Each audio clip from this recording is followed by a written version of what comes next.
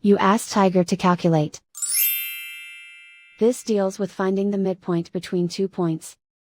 The midpoint between the 2 points is 4.58. Let's solve it step by step. Plot the 2 points and calculate the midpoint using the formula.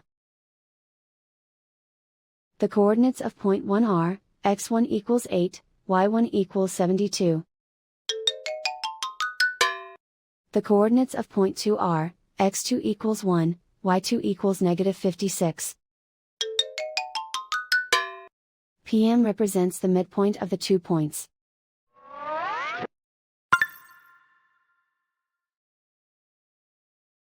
Use the x values in the midpoint formula to find the midpoints x. x1 equals 8.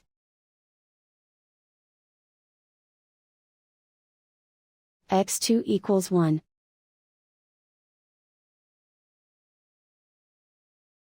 Simplify the arithmetic.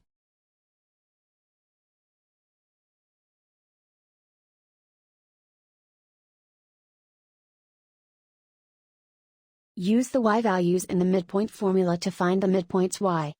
y1 equals 72. y2 equals negative 56. Simplify the arithmetic.